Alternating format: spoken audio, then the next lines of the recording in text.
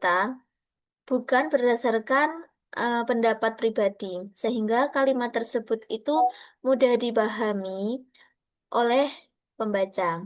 Kemudian, struktur struktur penulisan artikel yang ditulis oleh penulis itu sudah logis, sistematis, dan runtut. Jadi, setiap bagian yang disusun itu sudah sesuai dengan kaidah penulisan karya ilmiah, yaitu dimulai dari abstrak, pendahuluan, metode penelitian, hasil dan pembahasan, serta kesimpulan dan daftar pustaka. Kemudian dari segi kebahasaan, artikel yang saya ambil ini sudah menggunakan kata dan kalimat baku, serta sudah menggunakan kalimat atau istilah teknis yang sesuai dengan bidang pendidikan kejuruan dan perhotelan, seperti variabel independen, regresi linier berganda, dan motivasi kerja. Meskipun terdapat beberapa kalimat yang panjang dan dapat disederhanakan, itu lebih efisien. Kemudian dari segi kebahasaan, art ih,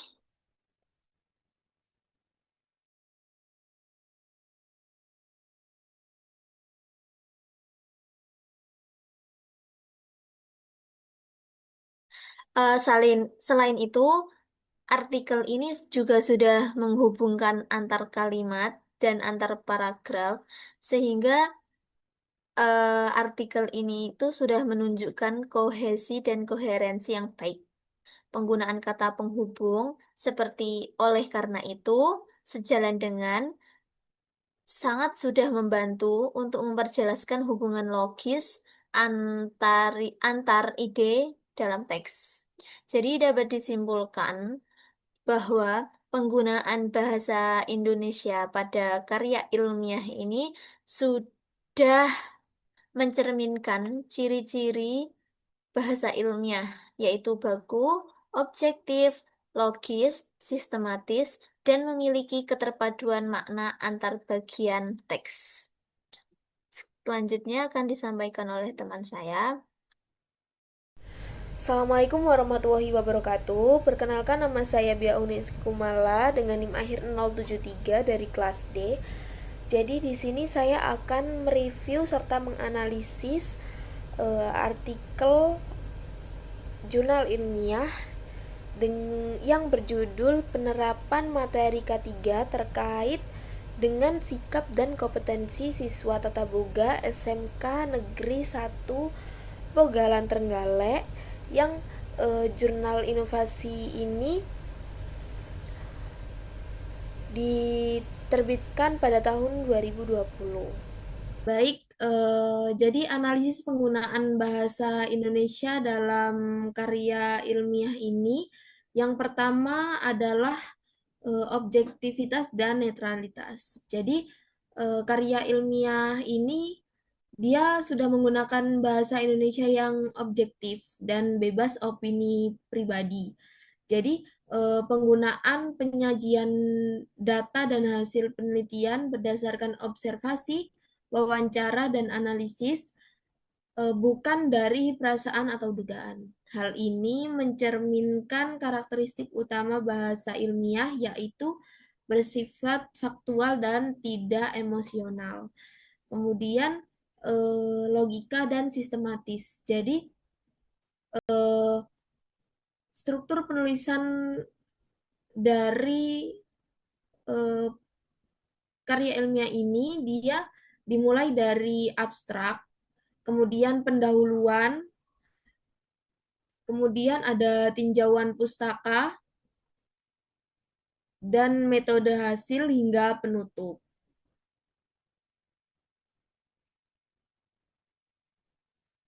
Jadi penyajian data juga sangat logis, ada hubungan sebab akibat yang jelas antara variabel yang diteliti.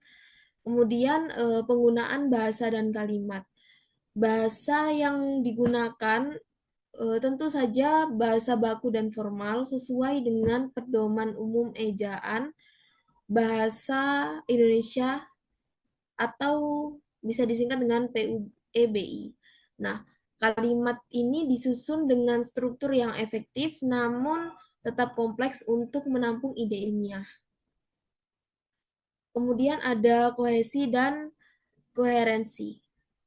Jadi antar paragraf saling berkaitan dengan penggunaan kata penghubung seperti selain itu, berdasarkan hal tersebut, oleh karena itu, dan dengan demikian.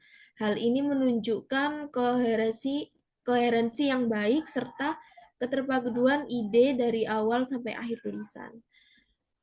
Baik, jadi kesimpulan dari review bahasa Indonesia dalam karya ilmiah tersebut, karya ilmiah ini sudah menunjukkan karakteristik bahasa ilmiah, yaitu objektif dan netral, logis dan sistematis, menggunakan bahasa baku, kalimat efektif, paragraf kohesif, dan koherensi.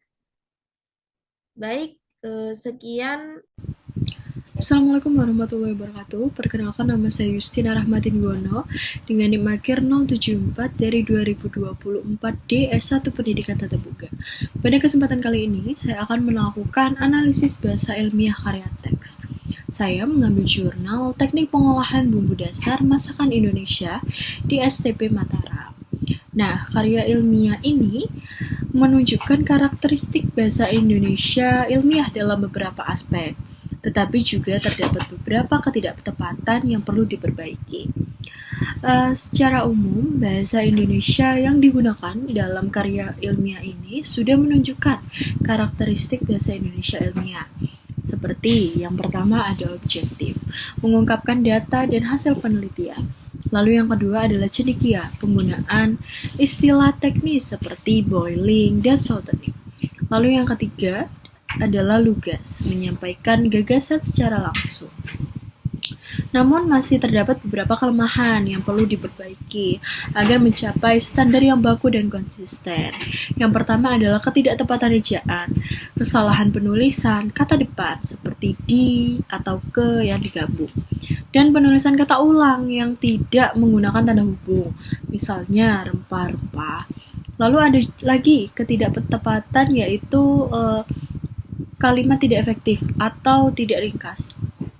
Terdapat beberapa kalimat yang bertele-tele, pleonasme, sehingga mengurangi sifat padat dan jelas dari ragam ilmiah. Lalu yang ketiga atau terakhir yang perlu ditingkatkan lagi adalah di sini terdapat kata tidak baku. Jadi ada penggunaan kata yang tidak baku, misalnya kuantitas seharusnya kuantitas. Nah, jadi yang dapat saya simpulkan di sini adalah bahasa yang digunakan sudah formal dan objektif, tetapi harus lebih konsisten dalam menerapkan kaidah, ejaan, dan tata bahasa baku. Sekian analisis dari saya, semoga apa yang saya sampaikan dapat berguna bagi kalian yang mendengarkan. Wassalamualaikum warahmatullahi wabarakatuh.